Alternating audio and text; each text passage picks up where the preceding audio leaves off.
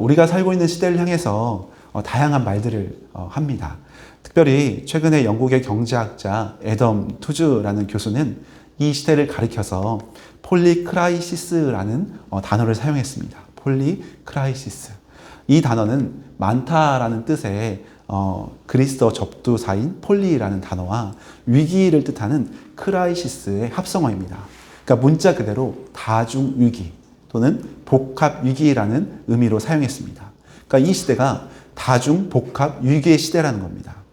지금 우리가 사는 시대가 과거에는 한 번만 하나의 문제가 있었다면 지금은 경제나 사회나 전반적인 부분에 있어서 또 물가 상승이나 전쟁과 테러, 또 기후변화나 전염병, 또 우리 가정에도 다양한 위기들이 끊임없이 파도처럼 동시다발적으로 우리를 덮치고 있다라는 단어로 이 단어를 사용했습니다. 그러니까 어디서부터 손을 써야 할지 모르는 총체적인 난국을 이것들이 전문가들이 진단하면서 현 시대의 모습을 이렇게 평가한 겁니다. 우리가 살아가는 하루하루의 삶 가운데서도 어디서부터 손을 대야 할지 모르는 총체적인 난국이 우리를 둘러 덮을 때가 참 많습니다. 그런가 하면 영국의 유명한 콜린스 사전에 이런 또 단어가 이 시대를 대표하는 단어로 최근에 선정됐습니다. 퍼머 크라이시스입니다. 퍼머 크라이시스. 이 단어는 영구적, 장기적이라는 뜻의 퍼머넌트와 위기라는 의미의 크라이시스가 단어가 조합된 합성어입니다. 즉 위기가 이전처럼 잠깐 왔다가 지나가는 것이 아니라 영구적으로, 장기적으로 끝나지 않고 계속되게 진행되는 상태를 말하는 신조어입니다. 앞서 말한 폴리크라이시스, 다중복합 위기의 시기, 그리고 방금 말씀드린 퍼머 크라이시스, 영구적인 위기, 이 두 가지 다 불안과 혼란이 끊임없이 계속해서 우리 가운데 찾아온다라는 그런 상태를 표현하는 어떻게 보면 이 시대를 대표하는 현실의 모습을 반영한 신조어입니다. 동시다발적으로 어려운 일들이 터지고 불안과 혼란이 끊임없이 우리 가운데 찾아온다면 얼마나 힘들고 절망스럽겠습니까? 우리가 원하지 않지만 이 시대가 바로 이런 상황이라는 겁니다. 소망을 노려야 할 2026년 새해에 참 안타깝게도 이런 절망을 생각하게 하는 현실을 우리는 마주하고 있습니다. 오늘 우리가 살펴보고 있는 창세기 7장 이 노아 시대의 본문은 훨씬 더 처참했습니다. 죄악이 온 세상에 가득해서 심판의 비가 쏟아져서 홍수로 세상이 멸망하기 직전의 상황입니다. 멸망과 심판이 얼마 남지 않은 상황입니다. 이 노아 홍수를 우리가 믿음이 없으면 동화처럼 생각할 수 있지만 노아의 홍수는 실제 일어난 역사적 사실이었고 성경뿐만 아니라 전 세계에 공통적으로 가장 많이 있는 설화라고 해야 하나요? 전통처럼 내려오고 있는 전설 같은 이야기들이 이 바로 홍수에 대한 이야기입니다.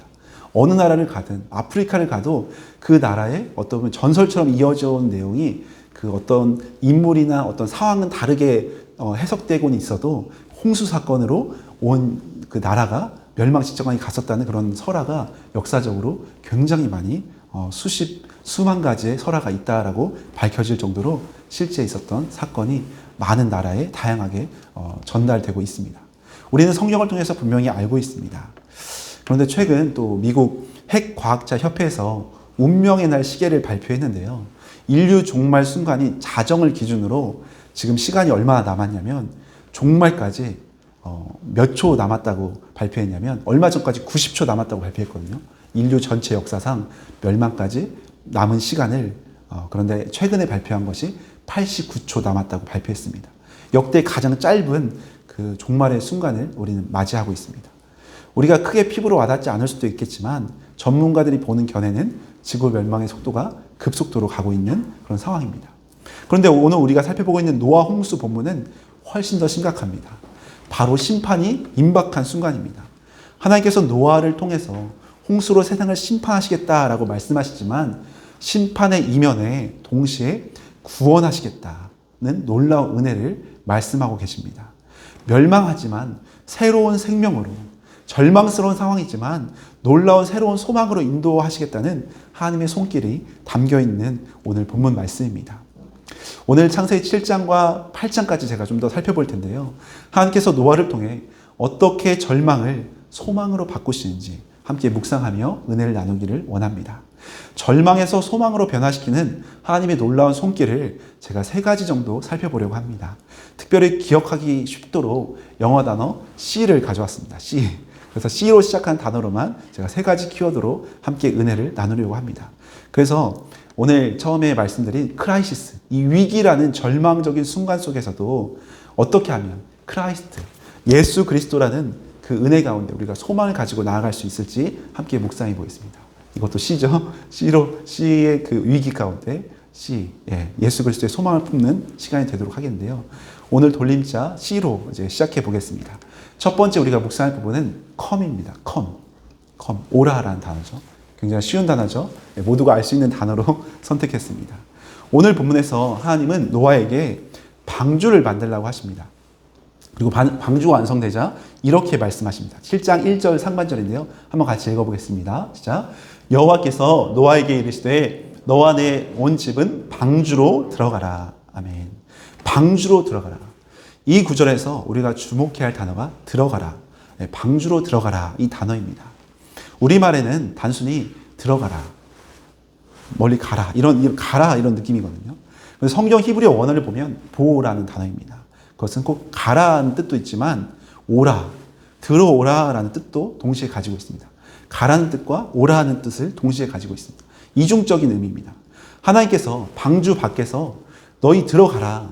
이제 심판이 임할 텐데 곧 비가 쏟아질 텐데 방주 안으로 너희끼리 들어가라 라고 등 떠밀듯이 밀어 넣은 것이 아닙니다. 하나님께서는 이미 방주 안에서 함께 계시면서 내가 여기 함께 있으니 내 품으로 들어오라라는 사랑의 초청을 하고 계신 겁니다. 이 히브리어 단어 보는 선택형이 아니라 명령형입니다. 들어가라처럼 들어오라라는 명령입니다. 반드시 해야 할 그들에게 말씀하시는 겁니다.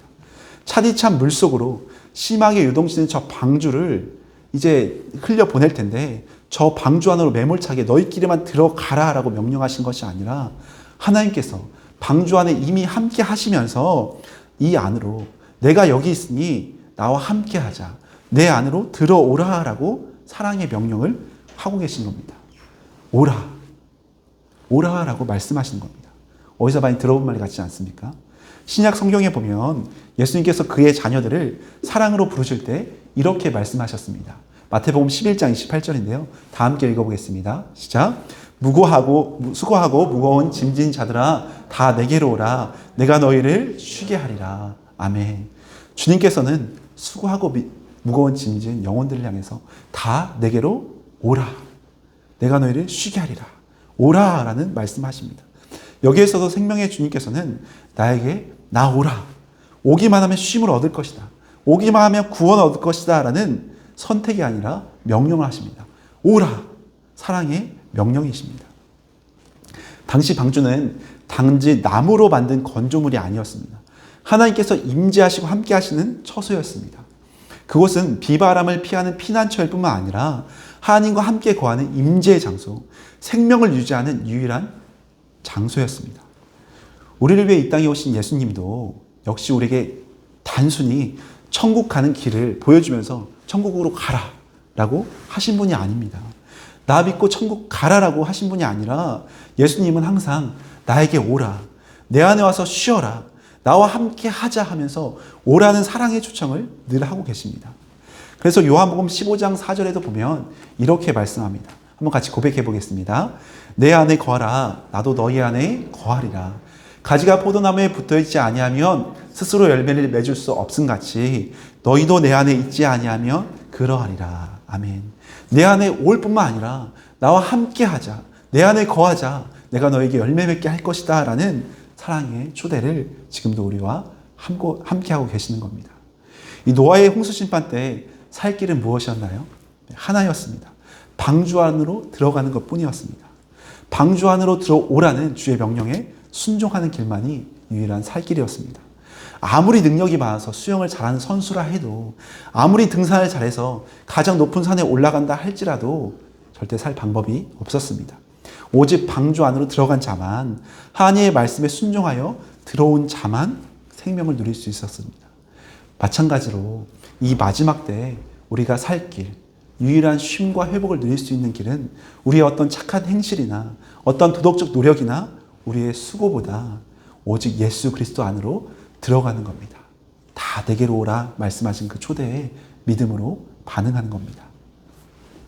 그리고 오늘 말씀 후반에 보면 7장 16절 하반절에 이렇게 말씀합니다. 여호와께서 그들을 들여보내시고 문을 닫으시니라. 문을 닫으셨다. 시간이 되자 하나님께서는 노아와 가족들과 동물들을 다 넣으신 이후에 문을 닫으셨습니다. 생명의 방주에 들어가자 때가 되자 하나님께서는 문을 닫으십니다. 그 이후엔 들어가고 싶은 사람이 아무리 많아도 들어가지 못합니다. 문을 닫음으로 인하여서 안에 있는 사람에게는 생명과 안전과 평안을 보장하는 특별한 보호장치였습니다. 그렇지만 반대로 들어가지 못한 자, 밖에 남아있는 수많은 무리들에게 있어서는 무서운 심판과 멸망을 맞이할 수밖에 없는 그런 장치였습니다. 우리도 내 힘으로 우리가 원해서 이 자리에 나온 것 같지만 실제는 하나님께서 우리를 불러주시고 사랑의 그 초청 앞에 우리의 영혼이 반응했기 때문에 지금 이 은혜의 자리에 있는 줄로 믿습니다. 주님께서 다시 오시는 데 있다고 약속하신 그날에 주님께서는 반드시 심판과 구원을 나누실 겁니다. 주 안에서 거하는 자, 주님의 초청에 임한 자는 놀라운 구원과 영원한 생명을 보장받습니다. 반면에 마지막 때, 완전한 때가 되었을 때 그 은혜의 자리에 초대받지 못한 자는 심판의 자리, 멸망의 자리에 처할 수밖에 없습니다. 오늘도 우리를 사랑하셔서 come, 아주 쉬운 단어잖아요. come, 오라 부르시는 그 주님의 사랑의 품 안에 날마다 나아가시기를 소망합니다. 그 사랑의 품 안에 우리가 나아가서 우리가 힘든 부분을 주 앞에 고백하고 주의 풍성한 은혜를 힘입어서 담대하게 세상 가운데 승리하는 복된 성도님들 되시기를 간절히 축복합니다. 우리가 함께 절망에서 소망으로 변화되기 위해서 두 번째 생각해 볼 본문은 두 번째 C는 무엇일까요? 네, 케어입니다. 케어, 돌보다. 하나님이 돌보신다는 것은 기억하시고 돌보신다는 겁니다. 기억하시고 돌보신다. 창세기 8장 1절 상반절에 가면 이렇게 나옵니다. 같이 한번 고백하겠습니다. 시작. 하나님이 노아와 그와 함께 방주에 있는 기억하사라는 단어가 나옵니다. 하나님께서 노아와 그 방주 안에 있는 짐승과 가축을 기억하셨다라는 것은 특별한 사랑과 은혜로 계속해서 돌보아 주셨다는 것을 의미합니다. 노아 홍수가 언제 있었는 줄 아시나요? 노아가 600세 때 2월 10일에 홍수를 앞두고 방주 안으로 들어갔다라는 기록을 7장부터 이어갑니다. 그리고 7일 동안 방주에서 대기합니다. 비가 오지 않겠죠. 그러니까 비가 오지 않으니까 언제 비가 오려나 기다리는데 2월 17일에 이제 홍수가 시작됩니다. 그리고 7장 11절에 보면 그날에 큰 기품의 샘이 터지고, 그러니까 지하에서 샘이 터지고 하늘의 창문들이 열려서 하늘의 궁창에서 비가 쏟아진 것 같습니다. 위아래로 물이 쏟아지면서 40일간 밤낮으로 비가 땅에 쏟아졌다고 표현합니다. 그리고 3월 27일경 40일간 비가 내린 이후에 비가 그칩니다. 그리고 물은 계속해서 불어나서 24절에 보면 150일 동안이나 물이 땅에 넘쳤다라고 표현합니다. 무려 5달 동안이나 홍수가 온 세상을 다 뒤덮은 겁니다. 며칠만 온 세상을 뒤덮어도 생명의 위협이 심각한데 하물며 150일 동안 땅이 뒤덮여서 모든 만물이 뒤덮였다면 살아남을 수 있는 생물은 하나도 없었을 겁니다. 방주 안에 있던 노아의 심정은 어땠을까요? 무려 5달 동안이나 밖은 보이지 않고 답답하고 배가 평안히 있었겠습니까? 홍수가 나니 아마 이리저리 흔들리고 풍파가 심했을 겁니다. 짐승의 울음소리가 들리고 또 냄새 가운데 힘겹게 150을 버텼습니다. 노아의 방주에는 우리가 아는 것처럼 작은 창문이 하늘을 향해서만 나 있습니다. 그러니까 지금처럼 좋은 배처럼 창이 옆에 나 있어서 지금 어떻게 흘러가고 있구나라고 알 수가 없는 상황입니다. 오로지 하늘만 쳐다보면서 언제 멈출지 모르는, 언제 해가 뜰지 모르는, 언제 하나님이 밖으로 인도하실지 모르는 궁금한 가운데 아무것도 할 수 없는 기다림의 연속이었습니다. 잘 실감이 안 나겠지만 혹시 궁금하신 분들은 여기에 남으셔서 150일을 한번 지내보시면 비슷한 느낌을 받을 수 있을 겁니다. 150일이라는 시간을 미리 알려주셨다고 한다면 카운트를 하면서 그래 이제 며칠 안 남았으니까 조금만 더 버텨보자 하는 소망을 가질 수 있었을 겁니다. 그런데 하나님이 미리 알려주지 않으셨거든요.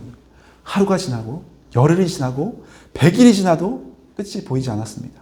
그렇다고 마음대로 나갈 수도 없는 답답한 현실이었습니다. 노아 방주 안에 어떤 동력 장치도 없었습니다. 어떤 노를 젓는다거나 모터로 배를 가게 한다거나 어떤 아무런 동력의 장치가 없었습니다. 배를 운행하듯 내가 저기가 안전한 것 같으니 저희가 높은 곳이니 내가 저기에 정박해야겠다라는 생각조차 할 수 없었습니다. 그냥 큰 나무 상자라고 생각하면 됩니다. 그 운동장보다 큰 나무 상자가 통째로 있었다라고 생각하시면 됩니다. 그러니까 하나님이 흘려보내는 대로 물이 흘러가는 대로 기다리고 인내하고 하나님을 바라보면서 기다릴 수밖에 없었습니다. 아마 우리 가운데 기다림을 좋아하는 사람은 아마 아무도 없을 겁니다. 그것도 막연한 기다림. 언제 끝날지 모르는 기다림은 사람을 지치게 할 뿐만 아니라 절망스러운 마음을 들게 합니다. 우리가 조금만 힘든 일이 있거나 마음이 낙심돼서 우울한 감정이 생기면 이것이 계속 지속되면 어떻게 됩니까? 내 힘으로 해결할 수 없는 그런 낙심의 자리로 가잖아요. 사람의 마음도 하물며 그러한데 우리의 현실이 변화되지 않는 낙심이 계속되면 버틸 수가 없습니다. 그래서 심리학자들은 인간이 겪는 가장 큰 고통 중에 하나를 무엇이라고 말하냐면 유기불안이라고 말합니다. 유기불안. 누군가에게 버림받거나 잊혀졌다는 공포. 이 공포가 가장 큰 고통 중에 하나라고 합니다. 그것도 다른 사람이 자신을 떠나거나 싫어하거나 혼자 남겨질까 봐 느끼는 그 깊은 두려움과 불안감은 너무나 큰 고통이라고 합니다. 지금 노아의 상태가 충분히 이런 상황에 빠질 수 있는 어떻게 보면 유기 불안에 빠질 수 있는 지금 상황입니다. 하나님이 나를 잊으신 건 아닌가. 이런 고통 가운데 그는 빠질 수밖에 없었습니다. 우리는 어떻습니까? 어쩌면 우리 인생도 이런 시간이 찾아올 때가 있습니다. 하나님께서 분명 인도하셔서 믿음의 길을 걷고 있는데 하나님께서 분명 인도하셔서 이 한 걸음 한 걸음 가정 가운데 신앙생활을 하고 있는데 어느 순간 침묵하시는 것 같고 아니 오히려 도와주지 않으시는 것 같고 열심히 기도하며 울부짖는데도 내 기도는 잊어버리신 것 같은 어려움이 찾아올 때가 누구에게나 있습니다. 또 누구 하나 나를 지지해 주기보다는 이해해 주지 못하는 것 같아서 마치 망망대해로 홀로 떠 있는 것 같아서 외로운 시간을 보낼 때도 너무나 많습니다. 여러분은 이런 어려운 마음이 들 때 어떻게 하시나요? 이 긴 침묵을 깨트리는 상황을 완전히 역전시키면서 주님께서는 오늘 8장 1절 말씀에 이렇게 말씀하는 겁니다. 하나님이 노아와 그와 함께 방주에 있는 모든 들짐승과 가축을 기억하셨다고 말씀합니다.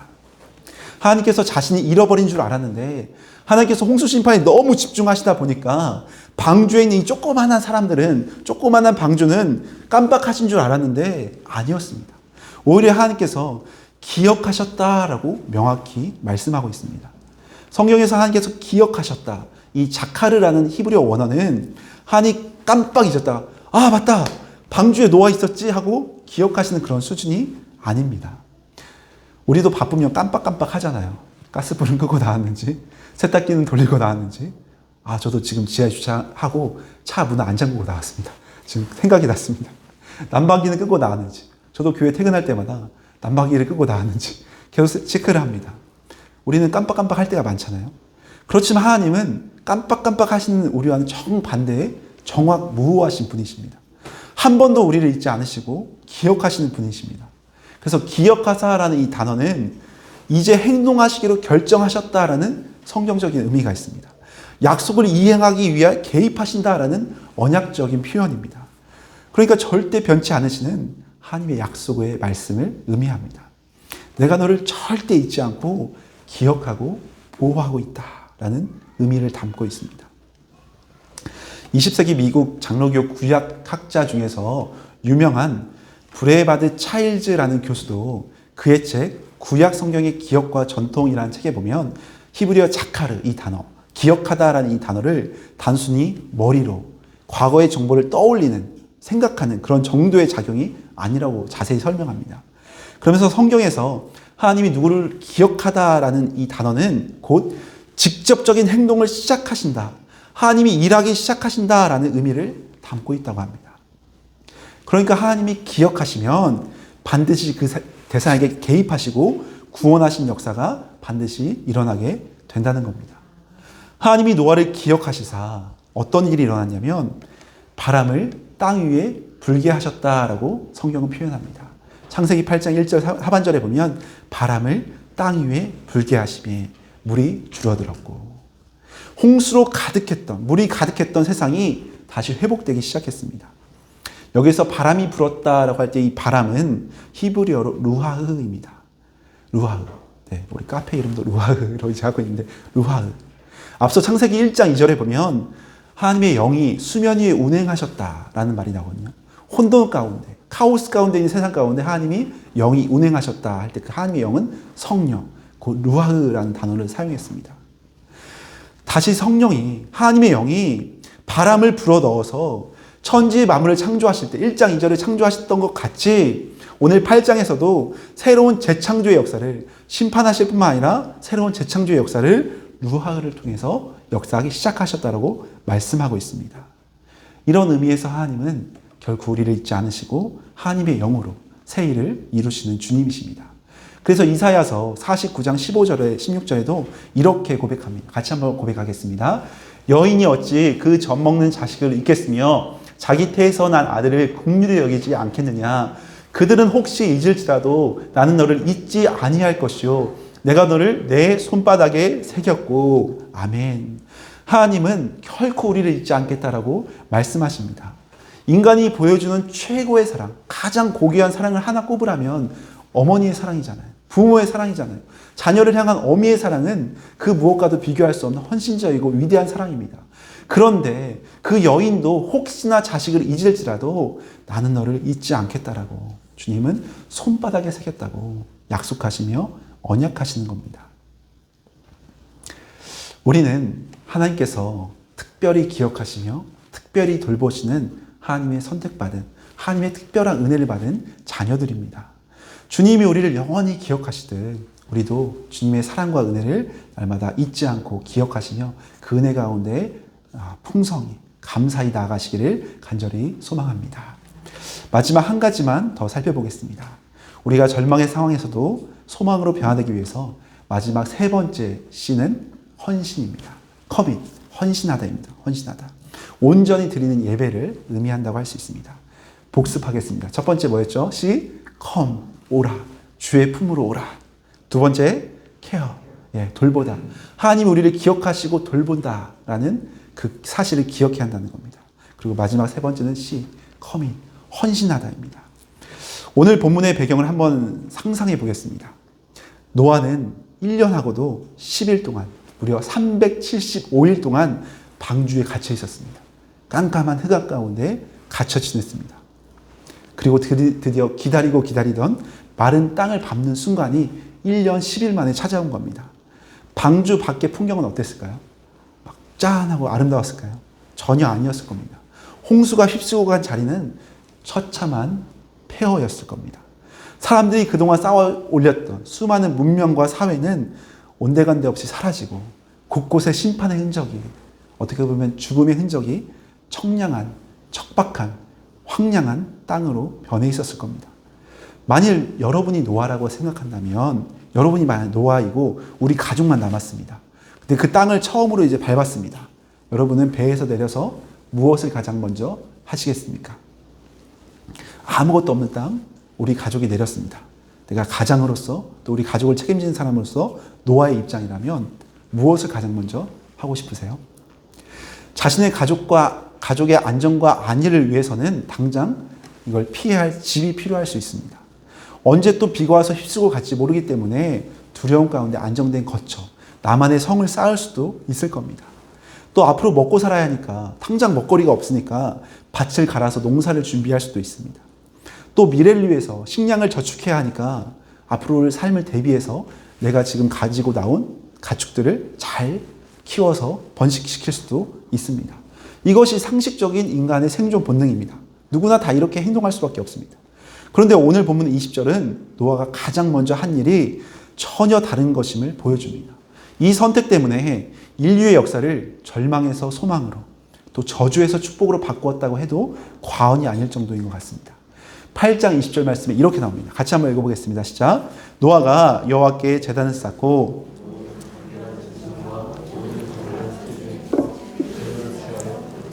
제단을 드렸더니, 아멘. 제물을 취하여 번제로 제단을 드렸더니 라고 말씀합니다. 노아가 방주에서 나오고 첫 번째로 한 일은 다른 무엇보다 제단을 쌓는 일이었습니다. 제단 자체는 전심으로 예배 드린다라는 의미를 담고 있습니다. 제단. 예배의 단을 쌓고 하나님 앞에 예배 드린 겁니다. 자신의 생명을 보존해 주신 하나님께 감사하면서 온 인류가 멸망한 상황 속에서도 자신과 가족과 이 동물들을 다시 새롭게 세우신 주 앞에 감사하면서 제단을 드렸는데, 어떤 제단이었냐면 번제로 드렸다고 합니다. 번제. 이 번제는 자신을 온전히 태워드린다라는 의미를 담고 있거든요. 자신의 삶을 온전히 주님께 내어드린다. 나의 삶은 이제 주님의 것입니다라는 완전한 헌신을 의미하는 예배였습니다. 그리고 노아가 번제로 제단을 쌓은 것은 성경에 처음으로 등장하는 최초의 제단이었습니다. 최초의 제단. 창세기 8장에 노아가 최초의 제단을 쌓았고, 물론 앞서서 창세기 앞선 부분에 믿음의 조상 아담, 아벨, 그리고 셋, 에노스, 그리고 하나님과 동행해서 옮겨진 에녹, 이 사람들도 하나님 앞에 분명히 예배를 드렸을 텐데 제단을 쌓았다라는 기록은 따로 없습니다. 성경에 제단을 쌓았다는 기록은 바로 이 8장 20절에 처음 등장하는데, 그게 바로 노아였습니다. 노아가 제단을 쌓는 순간 그는 알았을 겁니다. 모두가 심판당해 죽는 상황 속에서도 자신이 이렇게 생명을 보존하고 새로운 삶을 살 수 있는 건 다른 이유가 아니라 오직 하나님의 은혜와 사랑이었음을 몸소 깨달았습니다. 그래서 그는 방주 안에서 나오자마자 하나님께 첫 번째로 가장 귀한, 가장 정결한 짐승 중에 그 세 중에 골라서 제물을 취하여 번제로 주 앞에 드렸습니다. 사실 지금 노아는 가진 것이 거의 없습니다. 방주에서 데리고 나온 짐승이 거의 전 재산이라고 할 수 있습니다. 그러니까 이것들을 잘 키우고 잘 보존해야, 새끼를 잘 낳아야 미래가 보장되고 자기가 먹고 살 수 있는데, 노아는 그 소중한 가축 중에서 부정한 짐승을 골라서 버리듯이 한 것이 아니라 가장 아끼고 소중히 다뤄야 할 정결한 짐승과 모든 정결한 새 중에 고르고 골라서 가장 정결한 것을 하나님 앞에 드렸다는 겁니다. 그러니까 자신이 드릴 수 있는 최고의 것, 자기의 생명을 드리는 것 같은 마음으로 번제를 드린 겁니다. 특별히 번제는 가죽을 제외한 모든 것을 남김없이 가죽을 제외하고 다 태워드리는 겁니다. 나의 모든 것은 다 주님의 것입니다. 나를 전적으로 드립니다. 라는 헌신적인 고백이 번제입니다. 그 오스트라 정신과 의사이자 또 유대인 수용소에서 포로로 있다가 생존자로 정말 풀려난 유명한 빅터 플랭크 박사가 있습니다. 그가 쓴 유명한 책 중에 죽음의 수용소에서라는 책을 보면 이렇게 나옵니다. 극한의 고통 속에서 끝까지 살아남은 사람은 신체적으로 건강한 사람이 아니라 삶의 의미를 붙든 사람이었다. 삶의 의미를 붙든 사람이었다. 신체가 건강한 것이 아니라 삶의 의미를 붙든 사람은 소망이 있다는 겁니다. 이런 의미에서 노아도 삶의 의미를 붙들었던 사람이었습니다. 짐승처럼 단순히 먹고 사는 생존이 중요한 게 아니라 내가 왜 살아야 하는지, 누구를 위해 살아야 하는지 그 존재의 목적을 확인하는 것이 더 급선무임을 알았던 것 같습니다. 그에게 삶의 의미는 바로 하나님 그 자체였습니다. 이것이 바로 커밋, 하나님께 대한 헌신의 모습이었습니다. 여러분의 삶의 의미는 무엇입니까? 우리도 오늘 이런 전적인 번제와 같은 예배로 하나님 앞에 삶의 의미를 발견하시기를 소망합니다. 하나님, 우리의 인생이 내가 잘 먹고 잘 살고 세상에서 성공하는 것이 전부라면 이 땅의 삶이 잠깐이고 한시적인데 얼마나 허무합니까? 그러나 하나님, 이 땅의 삶이 우리가 전부가 아니라 우리의 삶의 주인은 주님이십니다. 우리의 생명과 우리의 삶의 모든 전부와 우리의 미래도 주님의 것이오니 주님만이 우리를 도우실 수 있사오니 주님께 올려드립니다. 온전히 헌신하며 드립니다. 라는 고백이 이 시간 우리 모두에게 필요한 줄로 믿습니다. 저도 사실 개척을 하면서 하나님께 주신 마음 가운데 참 이런 마음이 있었습니다. 바로 헌신입니다. 헌신. 헌신에 대한 마음을 참 주셨습니다. 하나님께서 맡겨주신 자리에서, 하나님께서 맡겨주신 역할에서 최선을 다해 헌신하고 싶다는 마음을 정말 주님께서 부어주셨습니다. 그래서 사람들이 볼 때는, 겉으로 볼 때는 고생길인데 왜 가냐고. 제가 개척을 하려고 많은 목사님을 찾아뵙고 또 많은 분들에게 기도 제목을 부탁할 때 많은 분들이 겉으로는 참느라고 힘드셨지만 속 시원하게 말하신 분들도 있었습니다. 왜 그 길을 가려고 하냐고. 왜 고생길을 가려 하냐고.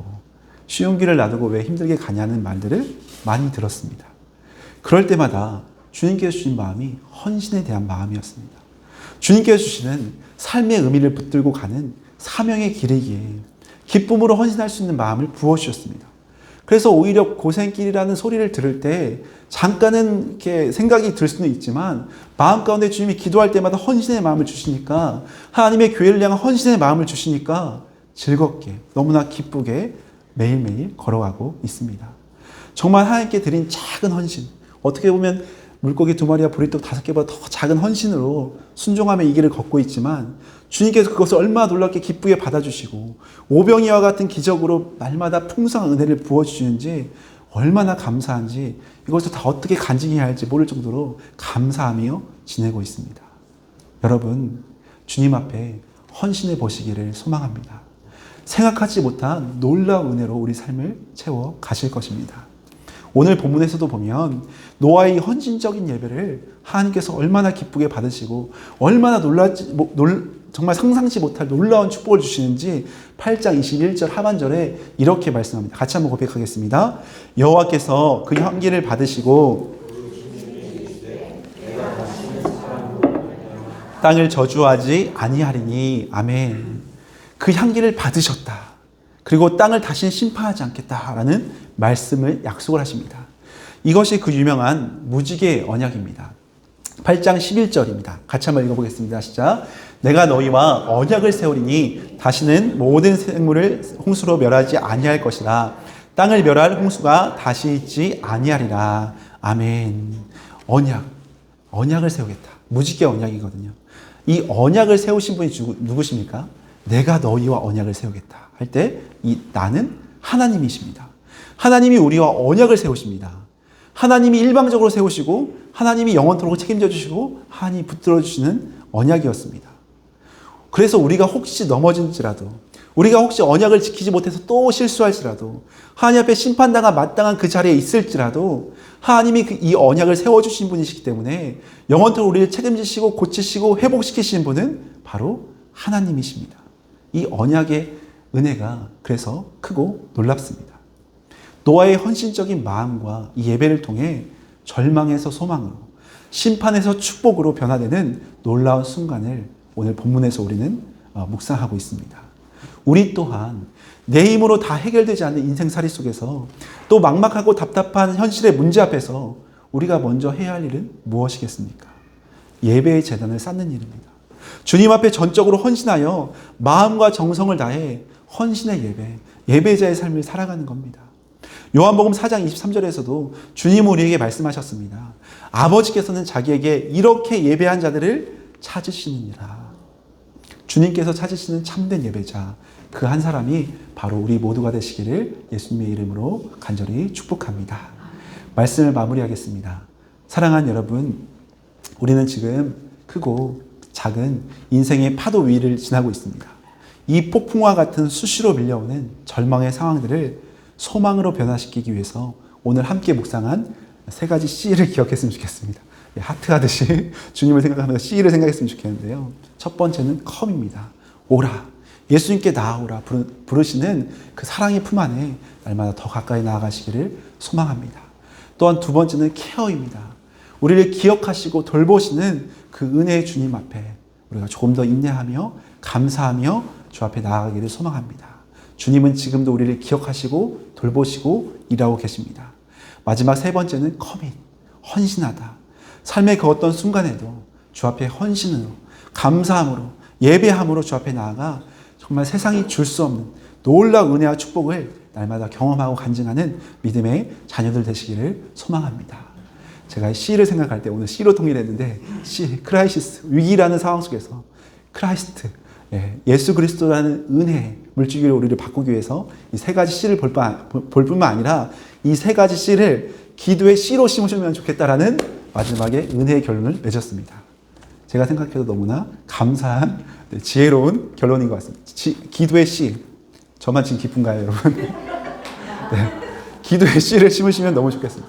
이 세 가지 씨를 기도의 씨로 심어서 하나님 앞에 풍성한 놀라운 열매로 열매 맺기를 예수님의 이름으로 간절히 축원합니다.